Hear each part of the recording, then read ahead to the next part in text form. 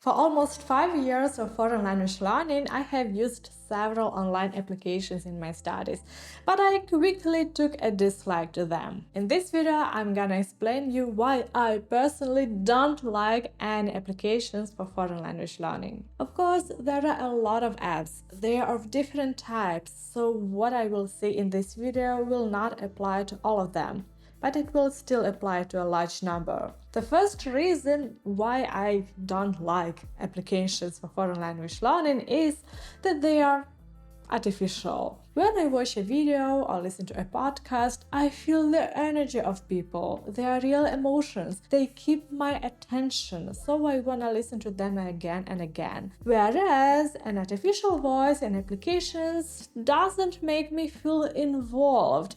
I'm not interested in listening to that voice, so I don't have any desire to listen to it again.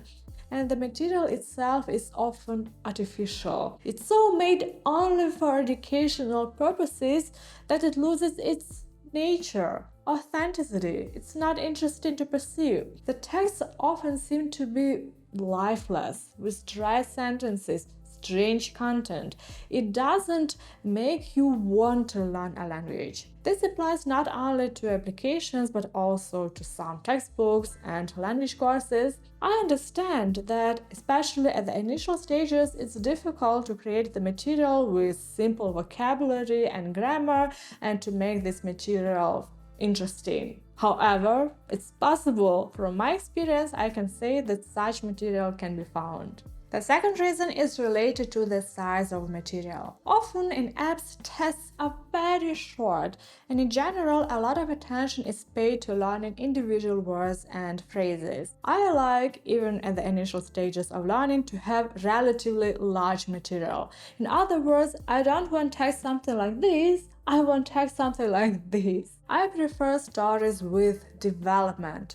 Why? Firstly, when there is a story with development, we want to read or listen to it even just for the sake of the content. It's hard to put any kind of development in a short text. Secondly, the large material motivates us to devote more time to studying and not to be distracted. Let's imagine a situation. We have a small text, we read, analyze it quickly in 10 minutes and think, oh, I'm good, I already learned, now I can do something else, go into Instagram. And the second situation, we have a long text, we sit over it, it keeps our attention and we think, oh, I have to finish working on it. And the text itself is interesting. I want to analyze it as best I can. And in this way, we spend more time studying without even realizing it. I'll tell you one important thing. We don't have a problem with lack of time as much as we have a problem with always being distracted.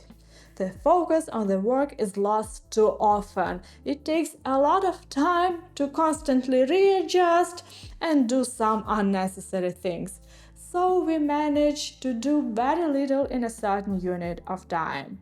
And a large material draws us into the work. It keeps our attention, and this kind of studying is really effective. Maybe you have noticed it's especially difficult to start something, but when you start it, you get involved and you don't need to put in much effort. But when the material is short, it feels like you have to start something all the time. You know, it's like reading a book with small chapters, and after finishing each chapter, you ask yourself, should I read the next chapter or not? Read or not?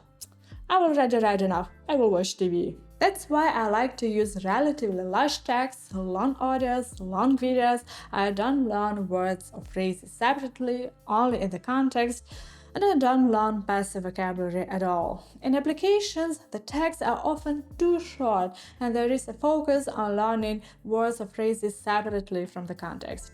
And I don't like this way of learning. But again, there are different applications.